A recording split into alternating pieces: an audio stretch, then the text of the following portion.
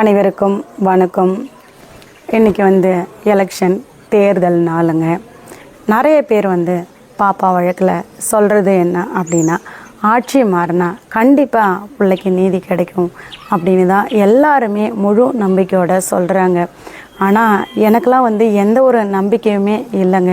நான் நினச்சிட்டு இருந்தேன், கண்டிப்பாக பிள்ளைக்கு எப்படியாவது நீதி கிடச்சிரும், இந்த கொலைகாரனை சும்மா விட மாட்டாங்க, படிக்க போன ஒரு குழந்தைய இப்படி கொடூரமாக கொலை பண்ணி போட்டிருக்கானுங்களே, எல்லாமே அநீதியாக நடந்துக்கிட்டு இருக்கே, இந்த பிள்ளைக்கு நீதி கிடைக்கணும் அப்படின்னு கண்டிப்பாக நம்ம தமிழக முதலமைச்சர் விடவே மாட்டார், நீதிக்கு வழிவகை பண்ணுவார் அப்படின்னு முழு நம்பிக்கையோடு இருந்தேன். அவர்கிட்ட போய் சொன்னாலே நம்ம பிள்ளைக்கான தீர்வு கிடைக்கும் அப்படின்னு தாங்க போய் சொன்னேன். ஆனால் நம்ம போய் சொல்லியும் இது நாள் வரைக்கும் பார்த்திங்கன்னா எந்த ஒரு பலனுமே இல்லைங்க. அதுவே எல்லாரும் என்ன சொல்கிறாங்க அப்படின்னா, கண்டிப்பாக ஆட்சி மாறினா பிள்ளைக்கு நீதி கிடைக்கும் அப்படின்னு நிறைய பேர் சொல்கிறாங்க. அப்போது ஆட்சி அப்படின்னு பார்த்திங்கன்னா 4 பேர் இருக்காங்க. அந்த 4 பேர்த்துக்குள்ளார தான் யாராவது ஒருத்தங்க தமிழக முதலமைச்சராக வரணும். இப்போ ஆண்டுகிட்ட இருக்கக்கூடிய திமுக, அதிமுக, டிவிக்கு இப்போ புதுசாக வந்திருக்கக்கூடிய விஜய், அதுக்கு அடுத்ததாக பார்த்திங்கன்னா சீமான் அண்ணன், இவங்க 4 பேர்த்துக்குள்ளே தான் கண்டிப்பாக யாராவது ஒருத்தங்க தமிழக முதலமைச்சராக வரணும். இப்போ இந்த 4 பேர்த்தில் பார்த்திங்கன்னா நம்ம திமுக ஆட்சியை பார்த்துட்டோம். பிள்ளைக்கான நீதிக்கு வழிவகை அவங்க இந்த நாள் வரைக்கும் எதுவுமே பண்ணலை. தமிழக முதலமைச்சர்கிட்டையும் மனு கொடுத்துட்டோம், துணை முதலமைச்சர்கிட்டையும் மனு கொடுத்துட்டோம். அதுக்கு அடுத்ததாக பார்த்திங்கன்னா அவங்க வீட்டுக்கும் எத்தனையோ மனு அனுப்பி பார்த்துட்டோம். சட்டத்துறை அமைச்சராக இருந்த ரகுபதி ஐயா கிட்ட கூட பார்த்திங்கனாக்க நம்மளுடைய வழக்கு சம்மந்தமாக போயிட்டு மனு கொடுத்தோம். அதாவது எல்லா வழக்குலையுமே பார்த்திங்கன்னா பாதிக்கப்பட்டவங்களுக்கு அரசு தரப்பு தான் வழக்கு எடுத்து நடத்தும். நம்மளுடைய வழக்குலையும் பார்த்திங்கன்னா அரசு தரப்பு வழக்கறிஞராக ஜின்னா அவர்கள் வந்தார்.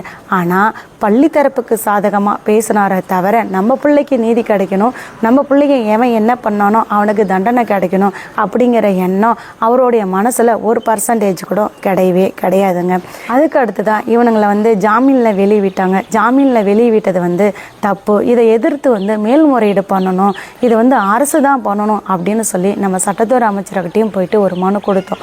அவர் சரின்னு சொன்னாரே தவிர எந்த ஒரு நடவடிக்கையும் எடுக்கலை. அரசும் மேல்முறையீடு பண்ணவே கிடையாதுங்க. இப்போ பொள்ளாச்சி வழக்குலையோ இப்போ சாத்தான்கொலை வழக்கெல்லாம் பார்த்தீங்கன்னாக்க அவனுங்களை கைது பண்ணி உள்ற வச்சாங்க பார்த்தீங்களா, அவனுங்களுக்கு தண்டனை கிடைக்கிற வரைக்குமே வெளியே விட கிடையாது. ஜாமீனுக்கு போனாலும் ஜாமீன் தள்ளுபடி தான் பண்ணினாங்களே தவிர அவங்களுக்கு ஜாமீன் கிடைக்கல. ஆனால் நம்மளுடைய வழக்கில் பார்த்தீங்கன்னா அவங்களுக்கு மிக விரைவிலே ஜாமீன் கிடைச்சிது. ஆனால் போலீஸ் சொன்னது என்ன அப்படின்னா, அவங்க வெளியே இருந்தாலும் எங்களுக்கு எந்த ஒரு பிரச்சனையும் இல்லை, அவங்க வெளியே இருந்தாலும் எங்களுடைய விசாரணை முடிஞ்சிருச்சு, எங்களுக்கு எந்த ஒரு இடையூறும் இல்லை அப்படின்னு தான் சொன்னாங்களே தவிர அவங்கள உள்ற வச்சிருக்கணும் அப்படிங்கிற எந்த ஒரு எண்ணமும் போலீஸ்கிட்டையும் கிடையவே கிடையாதுங்க. நம்மளுடைய வழக்கை மேல்முறையீடு பண்ணணும் அரசு தரப்பு அப்படின்னு சொல்லி மனு கொடுத்தும் கண்டுக்கலை. நம்ம தான் பார்த்திங்கன்னா சுப்ரீம் கோர்ட்டுக்கு மேல்முறையீடு போனோம். மேல்முறையீடு போனதுக்கு தான் சிபிசிஐடி அப்படி ஒரு பதிலை சொல்லிடுச்சு. அதனாலலாம் அவங்க அவங்களுடைய ஜாமீனை திரும்ப ரத்து பண்ண கிடையாதுங்க. கல்வித்துறை அமைச்சரும் ஒரு பொண்ணு தானே அப்படின்னு சொல்லிட்டு போயிட்டாரு. முதலமைச்சர்கிட்ட பேசும்போது பார்த்திங்கன்னா அமைச்சராக இருந்த ஏவாவேலு அவர்களும் நிறையா தலையீடு குறுக்கீடு பண்ணி அவங்க நான் எதுவுமே பண்ண முடியாது அப்படிங்கிறத அன்றைக்கே சொல்லிட்டாரு. அவன் ஒரு பாஜகவில் அவனை நான் யாரும் எதுவும் பண்ண முடியாது அப்படின்னு சொல்லிட்டாரு. நீ சட்டப்படி நீதிமன்றத்துக்கு போங்க, நீதிமன்றம் என்ன சொல்லுதோ அதை ஏற்றுக்கிட்டு போங்க அப்படின்னு சொல்லிட்டாங்க. நம்மளும் நீதிமன்றத்துக்கு போகணும்.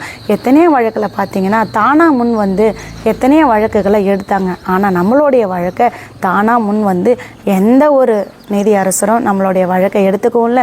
நம்ம போய் எடுத்துக்கிட்டு போய் கொடுக்கும் போதும் பார்த்திங்கன்னா நமக்கு தேவையான ஆதாரங்களை கொடுத்தே ஆகணும் அப்படிங்கிற எந்த ஒரு ஆர்டரும் போடவும் இல்லை இந்த நாள் வரைக்கும்.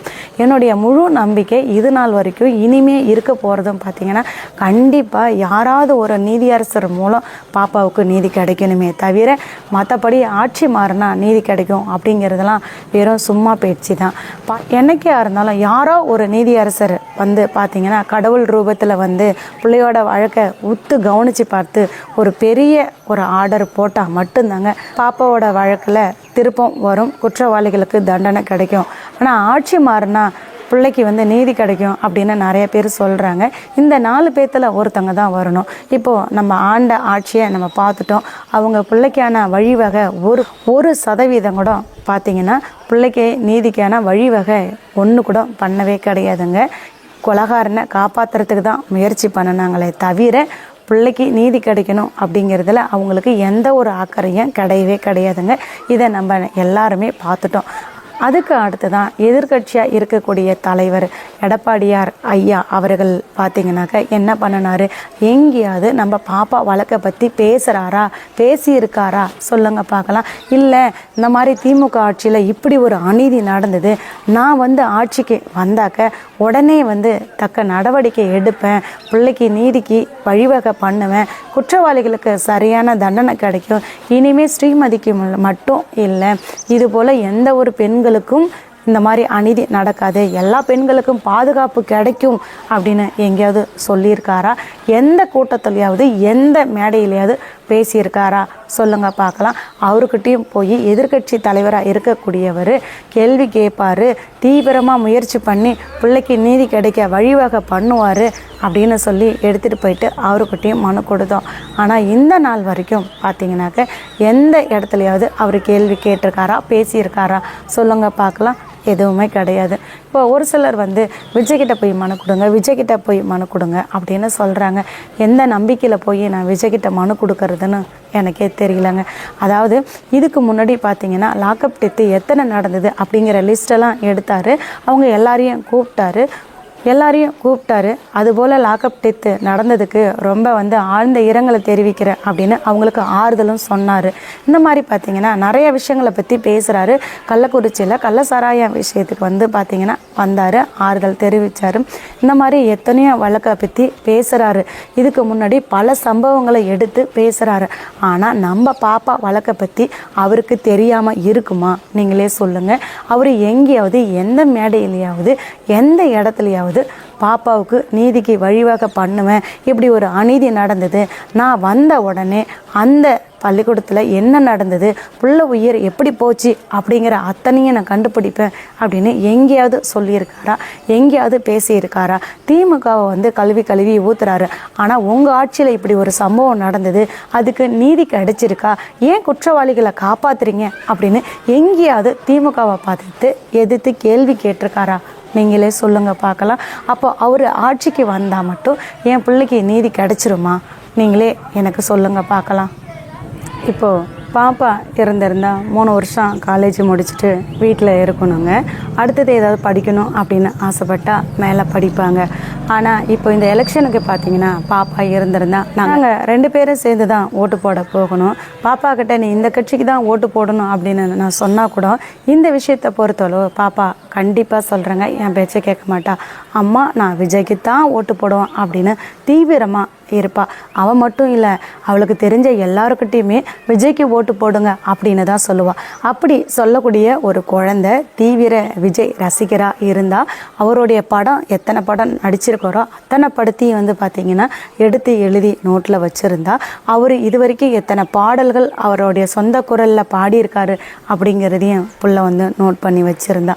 இந்த மாதிரி விஜய் அப்படின்னு சொல்லிக்கிட்டு இருந்த ஒரு குழந்தையோட உயிர், படிக்க போன ஒரு குழந்தையோட உயிர் போயிருக்கு. அந்த குழந்தைக்கு நம்ம நீதிக்கு வழிவகை பண்ணணும், குற்றவாளிகளுக்கு தக்க தண்டனை வாங்கி தரணும் அப்படிங்கிற எண்ணம் அவருடைய மனசில் ஒரே 1% இருக்கா அப்படின்னு நீங்களே சொல்லுங்கள். இல்லை எந்த மேடையிலையாவது எங்கேயாவது அவர் பாப்பாவை பற்றி பேசியிருக்காரா அப்படிங்கிறத சொல்லுங்கள். இப்பயே பேசாதவர் ஆட்சிக்கு வந்தால் மட்டும் எப்படிங்க பேசுவார்? பிள்ளைக்கு நீதிக்கு வழிவகை பண்ணுவாரா அப்படின்னு நீங்களே சொல்லுங்கள். ஆட்சி மாறினா பிள்ளைக்கு நீதி கிடைக்குமா அப்படின்னு என்னை கேட்டால் அது பெரிய கேள்விக்குறியாக தான் இருக்கும். யார் வந்தாலும் பிள்ளைக்கான நீதிக்கு வழிவகையே பண்ண மாட்டாங்கங்க. எல்லா கதவையும் தட்டி பார்த்துட்டேன், மனசும் வெறுத்து போயிடுச்சிங்க. என்னுடைய முழு நம்பிக்கையே யாராவது ஒரு நீதியரசர் மூலம் பிள்ளைக்கு நீதி கிடைக்கும் அப்படிங்கிற ஒரே ஒரு நம்பிக்கையில் தான் இந்த உயிர் ஊசலாடிக்கிட்டு இருக்குது. அப்படி நீதி கிடைச்சிட்டா போதுங்க, அன்னைக்கே இந்த உயிர் போயிடுங்க. அடுத்த ஆட்சி யார் வருவா என்ன அப்படிங்கிறத பொறுத்திருந்து பார்ப்போம். பாப்பாவோட வழக்கை நம்ம தொடர்ந்து விடாமல் முயற்சி பண்ணிக்கிட்டே இருப்போங்க. நம்மளுடைய வழக்கு வந்து 6 வாரங்களுக்கு அப்புறம் அப்படின்னு சொல்லி ஒத்தி வச்சாங்க. 6 வாரம் அப்படின்னு பார்த்திங்கன்னா அந்த ஏப்ரல்லே வந்து பார்த்திங்கனாக்கா 4 வாரம் வந்துடும். அதுக்கு அடுத்தது மே மாதம் பார்த்திங்கன்னா கோர்ட்டு லீவு வந்துடும். இப்போது என்னை பொறுத்தளவு நம்மளுடைய வழக்கு ஜூன் மாதம்தான் வரத்துக்கான வாய்ப்பு இருக்குது. விடாமுயற்சியாக தொடர்ந்து பயணிச்சுக்கிட்டே இருப்போங்க. Justice for Srimathi.